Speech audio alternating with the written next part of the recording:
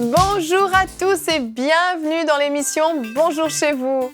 Aujourd'hui, notre thème du jour est « Pourquoi veux-tu toujours avoir raison ?» Et aujourd'hui, c'est Jonathan qui va nous apporter la pensée du jour et ensuite, nous aurons notre quiz que vous aimez tellement. Voilà, je vais retrouver les chroniqueurs.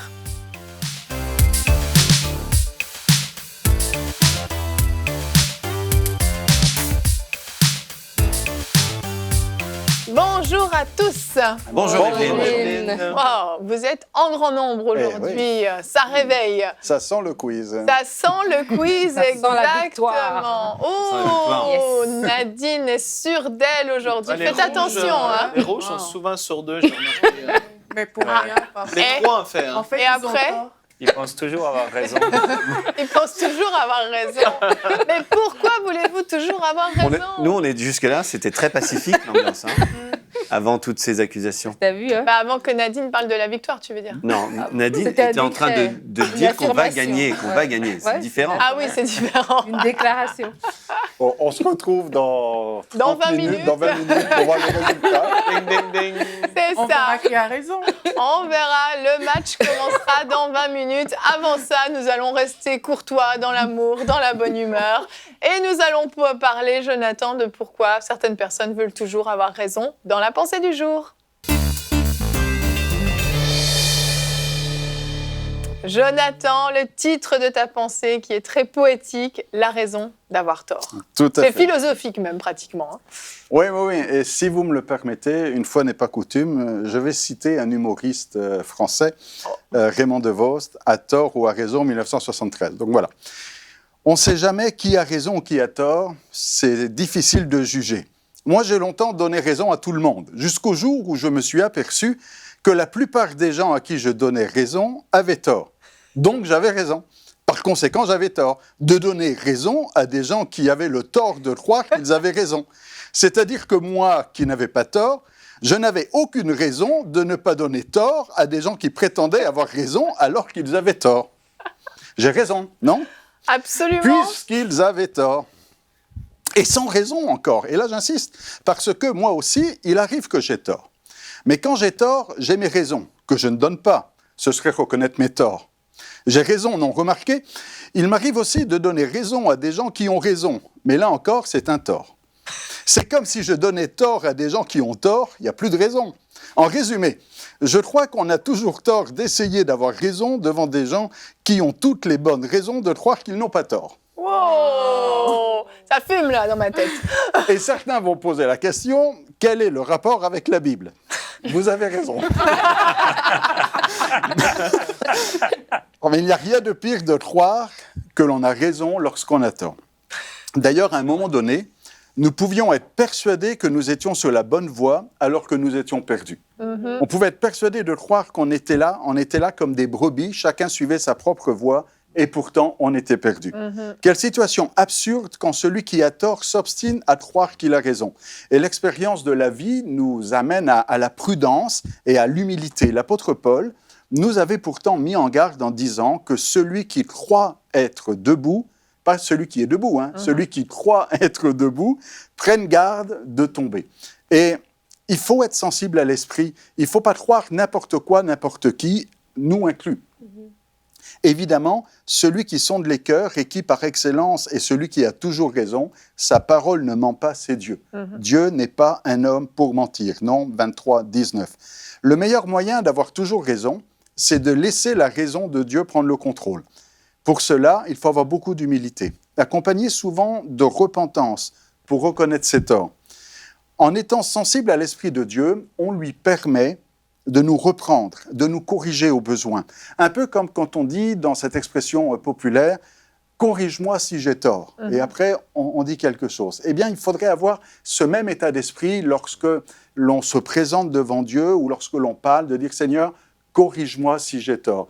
Avoir cette sensibilité à l'esprit pour être prêt à être corrigé. Et que celui qui n'a jamais tort, eh bien, il a tort.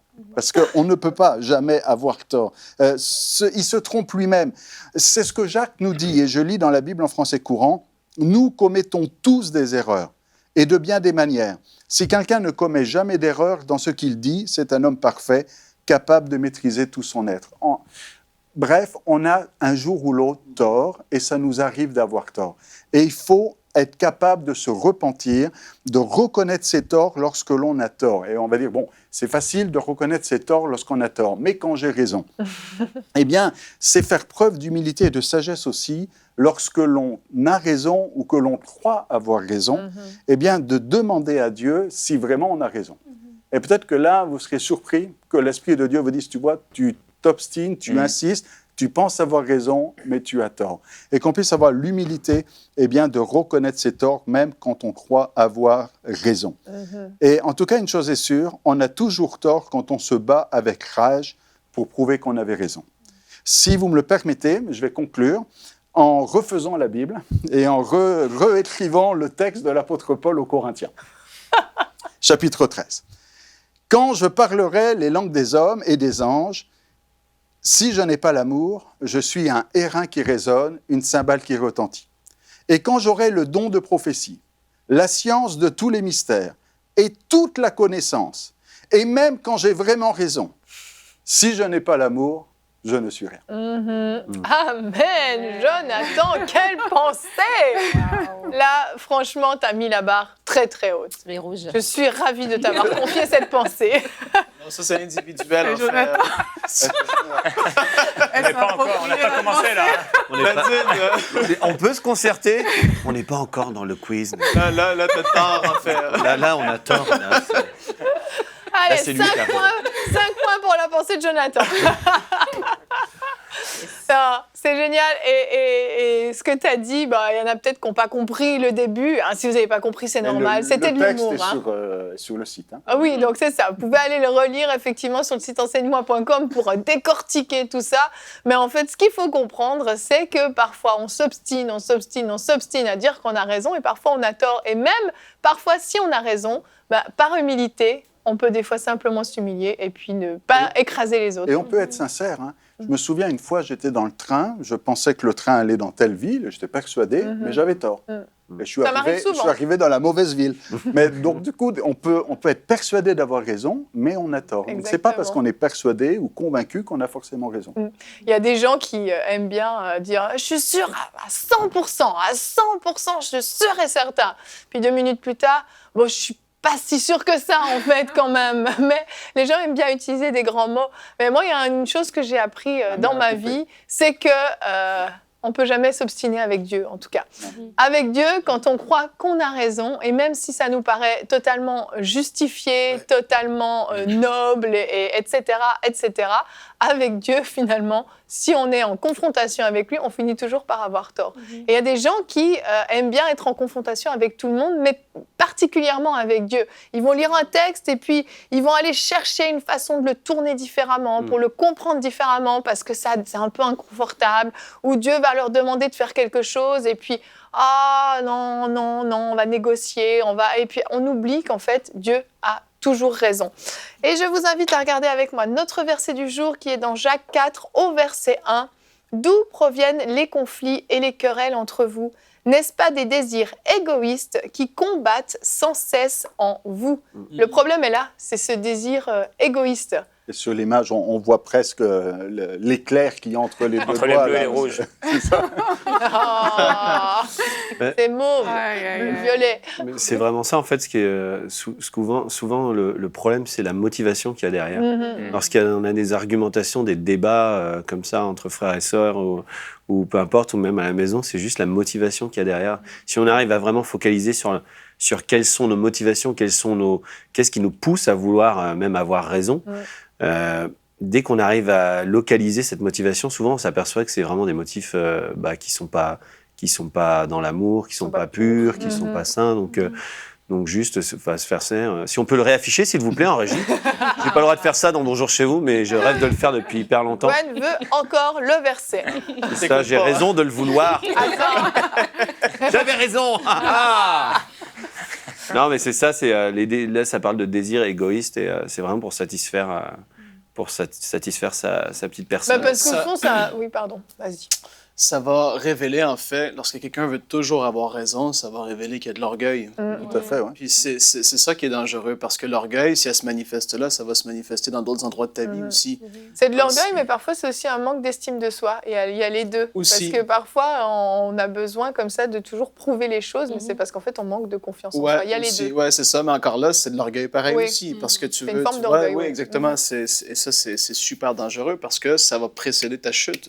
Et vraiment, il faut accepter, il faut juste dire oui à un moment donné et dire... Des fois, quand quelqu'un me dit quelque chose et je croyais que j'avais raison, mais à fin de compte, tu vois que tu ne l'as pas, au lieu de t'astiner tout le temps, tu dis... Et là, ça, c'est un apprentissage, en fait. Tu dis, tu avais raison, j'avais pas raison, et puis je m'excuse. Et puis, tout simplement, et ça, il faut apprendre à le faire, parce que lorsqu'on est orgueilleux et on veut toujours avoir raison, c'est ultra difficile de piler sur son orgueil. Puis il y a une issue. Piler sur son orgueil. Il y a une issue de secours quand on a tort. On dit oui, tu avais raison, mais bon. Ouais, c'est ça. Ah, mais tu vois, ça, c'est juste... une attitude. C'est Ouais. terrible, c'est terrible. C'est une solution que je vous donne.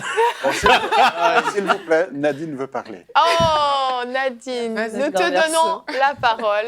Non, j'allais dire, je crois que l'amour, ça doit être le fondement parce que... Ok, c'est bon, c'est fini. Ben, tu sais, c'est parce que... Vas-y, Nadine. L'amour, que- ça doit être le fondement. Parce qu'il y a des personnes dans leur famille qui ont des problèmes dans leur famille, dans leur couple, parce qu'ils ont tellement les idées arrêtées, ils sont ancrés dans leur position. Ouais. Et quand tu te rends compte qu'après, au final, tu as eu raison, mais qu'est-ce que tu as laissé derrière? Qu'est-ce que ça t'apporte? Parce que vous êtes déchirés, vous avez discuté sans finir. Et même aussi en tant que chrétien, des fois, tu vois sur les réseaux sociaux des chrétiens qui débattent en n'en plus finir, Ne m'en parle juste pour pouvoir avoir raison. Et c'est vraiment...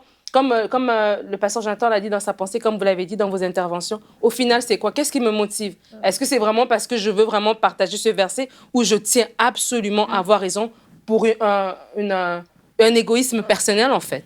C'est ça. Il y a des personnes qui ont commencé par avoir raison, mais qui se sont retrouvées à avoir tort Mhm. par la suite, Ouais. tout Ça devient simplement profond. parce que L'obstination. parce qu'ils sont obstinés, parce qu'ils rentrent dans la mauvaise motivation. Mhm, mhm. Pourtant, au départ, la chose que tu avais dit pouvait vraiment être ce Finalement, qui est. ils ont tort de Et vouloir finalement, avoir tu as raison. tort de vouloir... Voilà. C'est Pas ça. compris. On a perdu Jérémy. Et celui qui ne reconnaît jamais ses torts n'est pas crédible. À un moment donné, un leader qui a toujours raison, c'est plus un leader. Parce qu'un leader doit être capable de reconnaître quand il a tort. Mais oui. Et on va faire confiance à quelqu'un qui va reconnaître ses torts. Si quelqu'un vous dit, bon, je sais où on va, et puis il vous perd, et puis finalement, vous arrivez nulle part, la prochaine fois, dit, non, je connais le chemin, on va lui dire, la dernière fois. Mais si la personne dit, je me suis trompé, non, c'est pas là qu'il fallait aller. La prochaine fois, il va dire, non, ça, je sais où on va. Il va dire, bon, la dernière fois, il a reconnu ses torts. Si là, maintenant, il nous dit qu'il sait où il va, on peut lui faire confiance. On va faire confiance à quelqu'un qui reconnaît ses torts. C'est vrai. Mais on ne fera pas confiance à quelqu'un qui a toujours raison, parce qu'on sait que c'est pas possible de toujours avoir raison. Il faut avoir un cœur enseignable. Et dans l'histoire de Caïn et Abel, on voit que le Seigneur va parler à Caïn pour qu'il change en fait d'attitude. Il dit, si tu agis bien, tu relèveras ton visage. Malheureusement, Caïn n'a pas choisi l'humilité, le choix de l'humilité, mais il a persévéré dans son mauvais cœur. Il faut vraiment qu'on puisse garder notre cœur et marcher dans l'humilité, comme il a été dit. Exactement. Maintenant, plus Il y a des personne gens qui veut parler. pensent... Non, vas-y, Jérémy. On parlait des débats. Ce week-end, il y a eu un truc un peu drôle. Il y a une femme qui est venue me voir à la fin d'une réunion. Elle m'a dit, mais vous, que pensez-vous des femmes qui prêchent? Mais je lui ai dit, mais pourquoi voulez-vous que je vous réponde? Parce que vous avez déjà votre idée reçue, en fait. Les gens, quand ils savent déjà qu'ils ont raison, ça sert à quoi de discuter? Exactement. Et des fois, il y a une double négation qui est assez symptomatique. Quelqu'un, il va pas dire j'ai tort. Il va dire, j'ai pas raison. Hein? C'est vrai. On va dire, Ça t'as fait moins raison. mal. On va dire, tu n'as pas tort. Oui. Oui. À un moment donné, on veut comme atténuer soit le fait d'avoir tort ou le fait que l'autre a raison, plutôt que de lui dire non, non, mais tu as vraiment raison, on va dire bon, t'as pas tort. Plutôt que de dire que tu as raison. Il faut reconnaître quand quelqu'un a raison, mais quand on a tort, il ne faut pas dire bon, j'avais pas tout à fait raison. Non, non, tu avais franchement tort. Faut dire, appelons un chat un chat. Bah oui. Il y a un verset qui dit oh, pardon, excuse-moi. Vas-y, Gwen, vas-y. Non, non, Gwen, tu as vas-y, raison de. Gwen. Ok, on y va au buzzer. Merci. Ne vous trompez pas vous-même par de faux raisonnements. Comment C'est ça ton Non, buzzer? c'est pas Pas celui-là. ça du tout, non. en fait. Tu n'as pas raison. T'as non, pas eu le point. non, mais c'est heureux les partisans de paix. Et je pense que dans les conversations, il faut Oui. vraiment avoir ça Oui. à cœur, toujours être une personne qui recherche la paix. Oui. Et j'espère que sur ce coup-là, j'ai raison.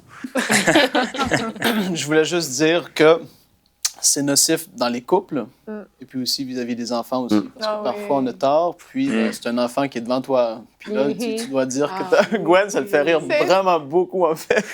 Ça me fait rire parce que je raconte une anecdote. Un jour, je posais du parquet et on était avec mon ami, puis ça faisait 45 minutes. Mon fils, il était en train d'essayer de nous parler, et puis il était petit. Puis il disait, faut faire comme ça, faut faire comme ça. Puis nous, on était dans des calculs savants, on comprenait rien. Et puis 45 minutes plus tard, on est là, on trouve la solution. Et puis là, mon pote, mon ami, pardon, il me dit comme ça, il avait raison, ton fils, de Puis je lui ai dit, on va pas lui dire. Et là, voilà l'orgueil de Gwen. L'orgueil de père. Je pouvais pas perdre cette. C'était donc un grand exemple. Non, mais tu voulais pas perdre la face. Et tu Je vois, lui ai dit, ça, c'est je comme ça. il faut Je lui faire ai dit, attention, après, hein. je lui ai dit, mais ça s'est produit plusieurs fois avec mon fils. Parce hein. que ça va frustrer les enfants aussi, Ouais. même si tu veux pas Ah ouais. reconnaître que Ah parfois ouais. tu t'es trompé, mais c'est vrai, il faut faire attention. Mais quand il a raison, je le punis. Nous voilà rassurés. Faut passer au quiz, Evelyne, je pense. C'est clair, faut arrêter. On est prêt, on est prêt. Ouais, je sens qu'on est bien échauffé. Bon, je pense qu'on a tous tort sur ce plateau. Voilà. On va continuer avec le quiz. Et on se retrouve pour notre quiz. Vous l'aurez remarqué, les deux équipes sont très très en forme et ont hâte d'avoir raison. Oui, Ouais, tout à fait. en espérant qu'on n'ait pas tort. En espérant que vous n'ayez pas tort, moi je sais en tout cas que j'aurai raison dans cette émission. C'est ce qui me réconforte. Aujourd'hui, nous allons jouer pour une téléspectatrice, je vous le rappelle. Nous sélectionnons parmi nos donateurs le ou la gagnante du quiz. Aujourd'hui, nous jouons pour mademoiselle Jenny Teffit de France. Félicitations, Jenny. Tu as d'ores et déjà gagné le livre de Gary Thomas, Votre mari a besoin de vous, qui est notre livre de la semaine. Je te laisse le voir. Découvrez le livre de la semaine.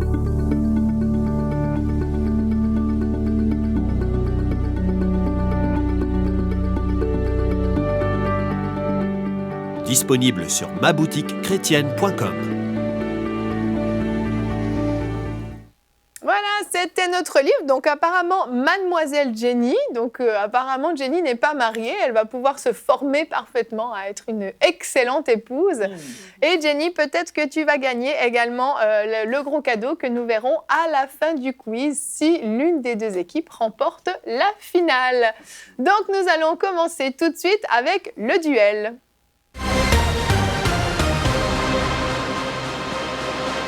Et là, tous les téléspectateurs ont les yeux rivés sur l'équipe bleue. Équipe bleue, est-ce que vous êtes prêts? Nous sommes les bleus, les bleus, les bleus et les bleus. Les bleus, Le bleu et quoi? les bleus. Les BLEUS. Les B. BLE, les BLUS. Vous avez filmé, hein, Régine hein. Non, mais c'est l'addiction. Et il a raison. Il a raison. Ah, c'est bien. For the blues. Et elle, Frank l'a dit en anglais, Jérémy en français. BLUS, les bleus BLUS. T'as oublié, il y a un Z à la fin. Le blues, Vous avez répété longtemps pour cette chorégraphie. quand même. Mais nous, Ah, on se oui. prépare pour le quiz. Ah ouais, c'est sûr que vous vous préparez bien. Extraordinaire. Ok, donc Si la nous cote allons- d'écoute est aussi haute, c'est à cause de nos chorégraphies. Ah, mais c'est sûr, c'est sûr. Bah, la chorégraphie d'Aurélie, en tout cas la vôtre, elle n'est pas extraordinaire. Hein. Question chorégraphie, il faudra repasser. Question numéro 1. Une. Il veut toujours avoir raison. Il veut toujours avoir raison. Selon Paul, quel don est le plus profitable? La prophétie. Oh, bravo! Selon Paul, quel don est plus profitable que les autres, aux autres que le parler en langue? Le don de prophétie. 1 point pour l'équipe bleue. Question 2. Combien de personnes Jésus a-t-il nourri avec... 5 000? Oui, les a nourris avec non, quoi? non. Ouais, 5 avec 000 hommes. cinq pains. Il faut compter les femmes et les enfants. Oui, Oui. bon, c'est... Mais La ils sont Bible a pas- dit 5 000. Mais elle a pas fait. Avec quoi? Ils ne sont pas mentionnés. Mais avec 5 pains et 2 poissons. Bonne réponse. Jésus a nourri 5 000 hommes. Donc, il y avait également des femmes et des enfants, absolument, Jonathan. Donc, il faut Avec 5 appuyer pains et puis après, écouter la Non. question. et 2 poissons. C'est ça. Exactement. Il faut y aller au bol. 2 points pour l'équipe bleue. Question 3. J'aime bien prendre mon temps.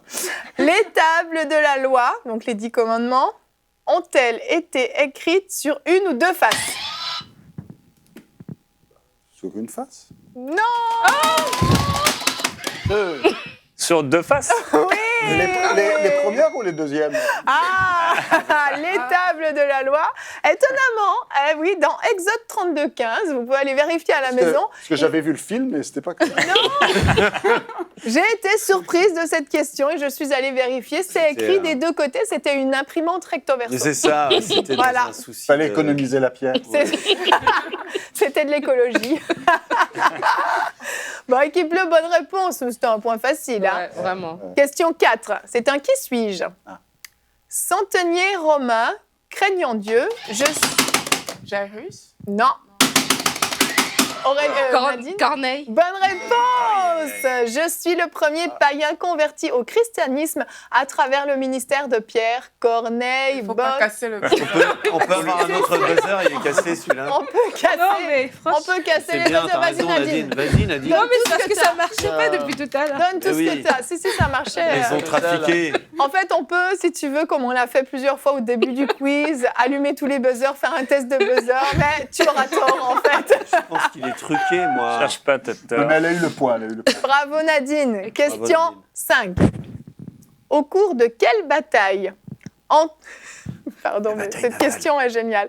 Au cours de la bataille entre Galad et Éphraïm, comment les hommes de Galad différenciaient-ils... Ah, Chibolette et cibolette. oui. Bonne réponse. Comment Ouais. les hommes de Galad différenciaient-ils les Galadites des Éphraïmites, c'est ça? En leur faisant prononcer le mot chibolette. Alors, Jonathan, tu peux nous donner des détails. Apparemment, En fait, tu connais bien cette En histoire. hébreu, la lettre, je sais pas, s'il y a un petit point en haut à droite, c'est un se. S'il y a un petit point en haut à gauche, c'est un che. Ok. Donc, c'est le se et le che. Il ne faut pas zozoter Donc, ou avoir un cheveu sous la langue. Avant de tuer quelqu'un, il lui On lui disait, demande, dis... prononce tel mot, et puis il disait... Non, on lui chibolette montrait ou la plante, on lui Et disait t'as- qu'est-ce que c'est ça? Il disait c'est de la chiboulette. Et puis l'autre disait c'est pas de la chiboulette, c'est de la ciboulette. Et là, c'était comme ça. Dans le film en tout cas, hein, avec les tables recto verso. J'aimerais faire une spéciale dédicace à Yannick pour cette question et je lui avais prédit que Gwen nous ferait une blague sur la ciboulette. Voilà, c'est fait. T'avais raison. Si vous voulez trouver cette histoire, elle est dans Juge 12 au verset 5 et 6, mais vous pouvez lire Juge 12 au complet. Bon, Spécial, hein? 2 points partout, non? C'est combien? 3 à 2? Parce que... Ça Ben c'est fini! Ben c'est Ah fini! Ah, Oui. voyez, avec 5, c'est ça. Équipe bleue, félicitations. Vous Merci. avez gagné la première manche. Équipe rouge, vous vous êtes bien défendu quand même. Hein. Bah moi j'avais tout faux depuis le départ. À part la ciboulette, l'histoire de la ciboulette. Au moins, tu reconnais que tu avais Tu tort. reconnais tes... J'avais tort. C'était Moi, mais j'étais parfait. déstabilisé en voyant le mot duel. Je me suis dit, ce sont mes frères. Oui. Oh, duel, ça- vous disiez pas ça au début de l'émission. Mais bon, On peut avoir Eh une, ben, merci une petite Evelyne, musique, merci musique, beaucoup. Clément. Musique, s'il vous plaît. musique s'il vous Ok, plaît. on enchaîne donc tout de suite avec la phase de concertation.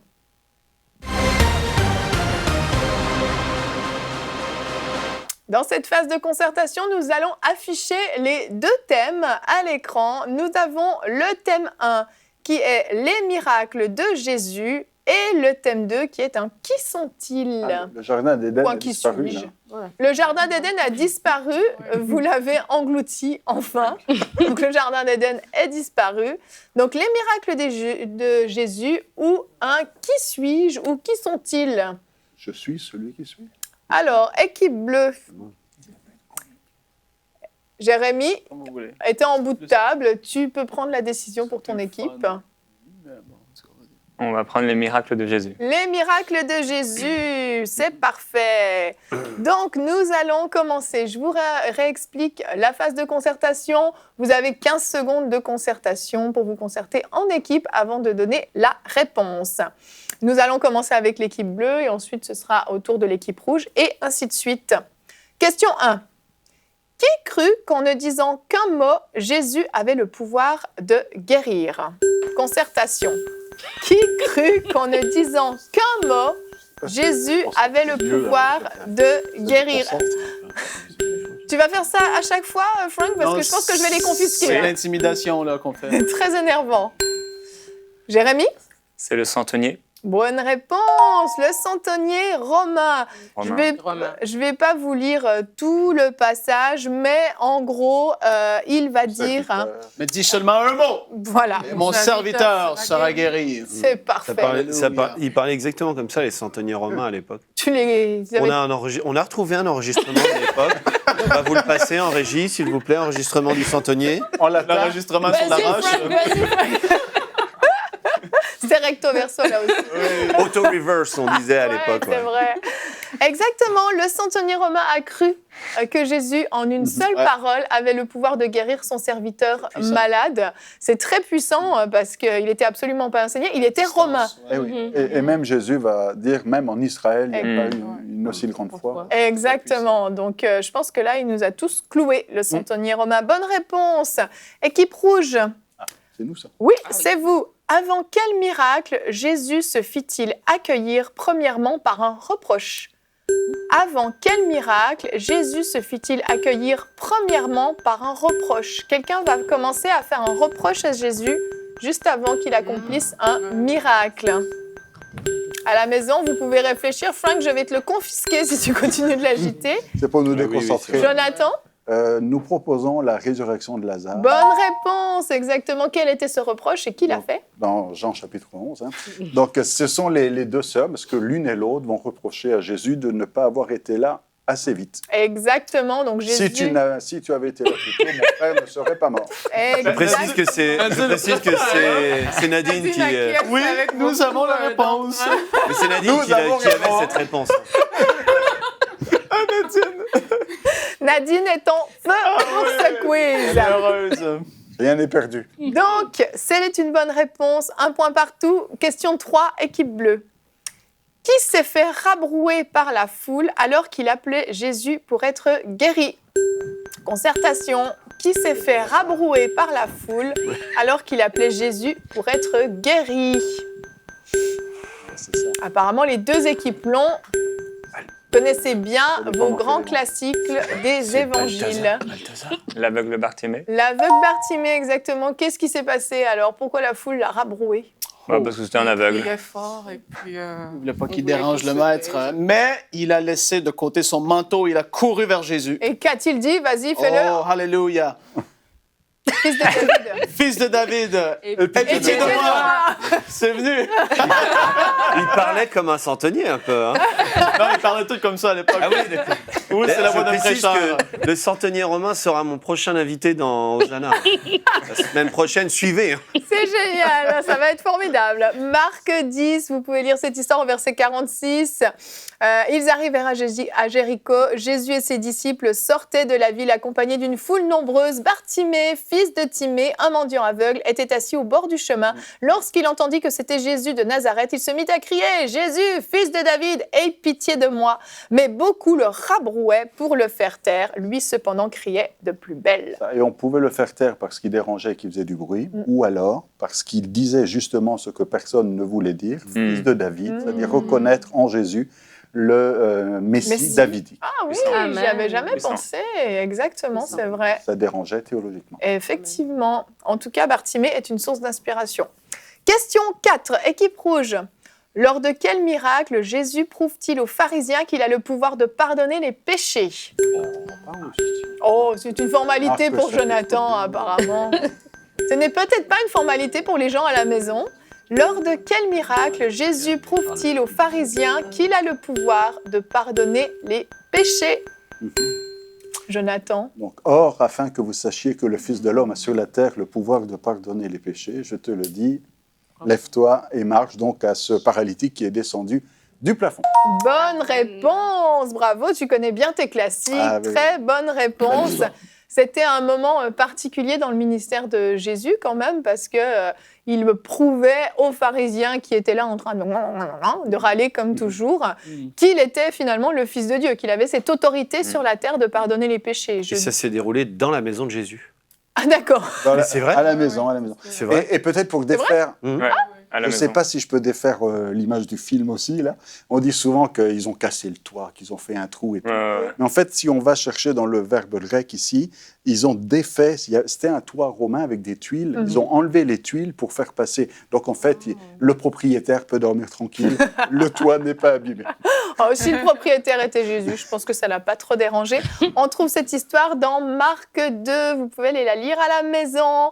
Équipe bleue, question 5. Lors de quel miracle Jésus a-t-il outrepassé les lois de la physique, montrant ainsi à ses disciples qu'il était le Fils de Dieu? C'est changé enfin. Lors de quel miracle Jésus a-t-il outrepassé les lois de la physique, montrant ainsi à ses disciples qu'il était le Fils de Dieu? C'est comme si- L'équipe bleue trouve ça très drôle. Ah non, c'est- Alors, lorsqu'il selon s'appuie sur la Frank, langue. Non, tu m'as mal compris. d'accord. Dis la Non. réponse. Vous allez perdre. Lorsqu'il a marché solo. Lorsqu'il a marché solo, bonne réponse. J'entendais Jonathan dire Ben, quand il a changé l'eau en En vin. fait, il a dépassé les lois de la physique assez souvent. Hein. Ouais. Oui, effectivement. Mais quand La il a... multiplication des pains aussi. C'est vrai. c'est Moi, vrai. moi, j'avais dit l'anon parce qu'un anon c'est tout petit, tu peux pas t'asseoir dessus. Je pense que c'est ça que Frank avait dit. C'est ça qu'il a dit. Non, c'était pas ça. Donc, lorsque C'est très Jésus complexe. a marché sur l'eau, tout à coup, ce qui était liquide est devenu solide sous ses pieds. Et ensuite, les disciples ont vraiment cru qu'il était le Fils de Dieu, après avoir cru qu'il était un fantôme. Ouais. Il est passé de fantôme à Fils de Dieu. Faut avoir le C'est sens la de conversion. l'équilibre aussi. Hein, Ah, parce qu'il y avait des vagues. Hein. Je veux dire, C'est l'eau vrai. n'était pas plate. C'était donc comme ça un monte, ça escalier. descend. Ah oui. C'est spécial. on n'a jamais fait, je J'ai ne peux essayé, vous en mais parler. ça- Ça n'a pas marché. Non, mais c'est spécial quand Ah tu oui, mais- marchais sur l'eau, comment que ses pieds bougeaient en même temps que les vagues. Hein? Oui, mais enfin, Franck le fait souvent, mais en hiver au Québec, sur un lac gelé. C'est facile, c'est facile. Bon, est-ce qu'on va se diriger vers une égalité? Équipe rouge, Ah oui, ah oui. c'est à vous. Après quel miracle de Jésus, l'ingratitude de ceux qui avaient été guéris est-elle mise en évidence? Ben oui, c'est facile. Après quel miracle de Jésus, l'ingratitude de ceux qui avaient été guéris est-elle mise en évidence? OK. L'équipe bleue semble avoir la réponse, l'équipe rouge aussi. Jonathan? Nous allons avec les 9 lépreux. Oui. Enfin, les 10 Les qui ont 10, été guéris, mais Mais 9 ont été ingrats. les 9 ingrats lépreux. On va les rebaptiser comme ça. Bonne réponse. On trouve cette histoire dans Luc au chapitre 17 et nous avons une égalité que nous allons nous faire un plaisir de départager au buzzer. Oh, c'est trop rapide. Il a déjà Il répondu. est trop rapide. Ça va marcher. Vas-y, Evelyne. Est-ce que Nadine peut tester son buzzer, s'il vous plaît? Ok. Voilà. Hein? OK. Vous êtes prêts? Arrêtez de buzzer. Vas-y, Evelyne. Frank, je vais te le confisquer. Vas-y, Evelyne. Donne-moi ça. Ça va ralentir son buzzer. OK. OK. Citez 4 livres de la Bible écrits par Paul. Frank, Galates, Éphésiens, Corinthiens, Romains. bonne réponse. Félicitations, Yes. Frank. L'équipe bleue va en finale. Bravo. Félicitations. Bravo. Bravo, Allez, les bravo, bleus. bravo. Allez, les bleus. Encore les bleus. Là, c'est Équipe le rouge, stress, hein, je vous le sens êtes, déjà. vous Mon êtes cœur, très il bat, bien là. battus. Vous êtes très bien battus. Merci, on se bat, On ne se téléspectateurs. bat pas, nous, on ne se bat pas. Vous nous battus, c'est une façon de parler, Jonathan. Nadine, elle a soudainement la tête un peu Ouais, balancée. ouais, ouais. Ouais, c'est triste là, les rouges. Mais faut qu'on se utilisez de ressaisisse, tels hein. ustensiles. Les ustensiles. Mais Ils sont à gagner, non? Ils n'étaient pas à Donc, gagner leurs ustensiles? Nous verrons. Nous allons peut-être vous faire gagner les ustensiles de l'équipe bleue un jour. Moi, qui je sait. propose là pour les téléspectateurs qui sont sur Internet et qui peuvent mettre des commentaires sous cette vidéo, mettez des commentaires pour encourager Nadine. Les gens, Nadine, les rouges ont quand même gagné dans notre cœur. Vous êtes l'équipe gagnante. Hashtag Nadine. Ouais, c'est clair. Hashtag les rouges. Nous allons passer à la finale. Avant ça, nous allons regarder ce que Jenny a peut-être gagné. Recevez une collection de 8 livres d'une valeur de 125 €, dont Neutraliser l'ennemi public numéro 1, la chair, de Yvan Castalou, Le conflit est terminé, de Andrew Womack, À l'écoute de Dieu, de David Terry, et bien d'autres. Donc, je le reprécise, ces livres sont tous les livres originaux qui ont été utilisés sur ce plateau et qui seront dédicacés par vos mains, chers candidats. Donc, ce sont des livres précieux, très, très précieux. Ce sont des marques de Stabilo quand Nadine fait... Je pense que Nadine et Annabelle, à l'époque, ont fait attention. Donc, équipe bleue, est-ce que vous êtes prêts? Nous sommes prêts. À cause de ça, tu risques de perdre, Frank. Je suis tellement stressé, là, bien actuellement. Détends-toi, Ok, on y va. respire, C'est bon. respire.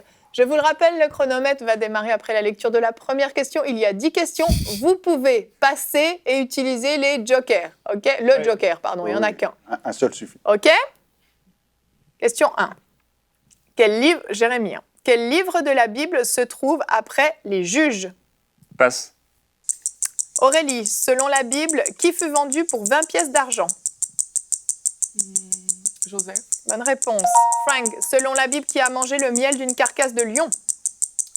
500. Bonne réponse. Jérémie, à quel prix Ésaü a-t-il vendu son droit d'aînesse à Jacob? Un plat de lentilles. Bonne réponse. Aurélie, comment mourut Jean-Baptiste? Décapité. Bonne réponse. Frank, quel est le livre le plus court de l'Ancien Testament? Passe. Jérémie, qu'est-ce qu'Élisée a jeté dans la source des eaux à Jéricho pour l'assainir ou la rendre saine? Du sel. Bonne réponse. Aurélie, quel âge avait le roi David lorsqu'il mourut? Passe. Frank, qu'arriva-t-il à Jésus au 8e jour après sa naissance? OK. Il fut circoncis. Bonne réponse. Jérémie, que faisait Bathsheba quand David l'a vue pour la première fois? Elle se baignait. Bonne réponse. Aurélie, quel livre de la Bible se trouve après les juges? Ruth. Bonne réponse. Frank, quel est le livre le plus court dans l'Ancien Testament? Amos. Mauvaise réponse. Jérémie, quel âge avait le roi David lorsqu'il mourut? 80 ans. Mauvaise réponse. Ah, dommage, dommage, dommage. savais? Vous n'étiez pas loin du tout. Ouais, Difficile celle-ci. Ouais, c'était dur. C'était quoi Alors, David est mort à environ 70 ans. Environ, hein. Et c'était Abdias, le livre le plus court de l'Ancien Testament. Personnellement, je ne le savais pas. Vous le saviez? Il est tellement petit que je n'ai jamais lu, en fait. Il est collé en 2 pages. Il est dans les petits prophètes. Dommage, le On est gros bien sorti cadeau. quand même. Bravo. Ce n'est pas grave, Jenny a quand même gagné un beau livre qui va lui permettre de devenir une merveilleuse épouse. Et Jenny, nous excusons. Denis, c'était pas les Nous rouges. sommes couverts de confusion. Nous avons eu tort. La vie est tort. la bonne nouvelle, c'est que le gros cadeau est reconduit au prochain quiz et une autre personne aura peut-être la chance de gagner ces fameux livres que nous avons présentés au fur et à mesure des émissions de Bonjour chez vous. Hein. Ce sont des livres, certains, on les a présentés au tout début de Bonjour chez vous. Mais vu que j'ai dit Amos puis Abdias, ça commence par A. Bah, t'as Fini par S. 0,5 points. 0,5 points, mais ça ne suffisait pas. Il fallait 9 bonnes réponses. Pour, Mais en Galade, gagner. Amos, ça se dit Abdias. Ah, d'accord. C'est comme Chiboulette. Merci, c'est ça, merci, Gwen, parce que le point était en haut au milieu. Ouais, mais c'est ça. Juste au-dessus, le point. On peut montrer le point, s'il vous plaît. Jenny, désolé. Hein. Allez, remettez-vous, équipe bleue. Tout le monde vous aime, donc ça va, tout va bien. Bravo, sincèrement, bravo. Mais oui, Merci. ils se sont bien défendus quand même. Hein. C'est bon? Mais Evelyne, si je peux me permettre, c'est la première fois que je remarque le quiz, là, Oui, qui est en violet. oui. Et le violet, c'est la fusion des Mais bleus oui. et des Oh, Il est vraiment très absolument. poétique aujourd'hui, Jonathan. Mais oui. Merci. Très beau. Vive l'unité. Oh, voilà, c'est ça. Vive c'est l'unité ça. sur tous les rouges. Allez, On va se puisque trouver nos pompons on est dans pour, l'unité, Jenny. vous avez tous perdu. Félicitations. Nous allons nous retrouver demain, chers amis. Notre thème, enlève ça du milieu de mon écran. On peut peut secouer pour Gianni une fois au moins. Nous sommes les bleus, les belles US. J'ai fait attention ce coup-là. Nous allons nous retrouver demain. Notre thème sera « Ton attitude dans l'épreuve fera toute la différence » et nous serons avec nos invités de la semaine, Pasteur Werner et Mado Lehmann. Merci à tous de nous avoir suivis et bonjour chez vous.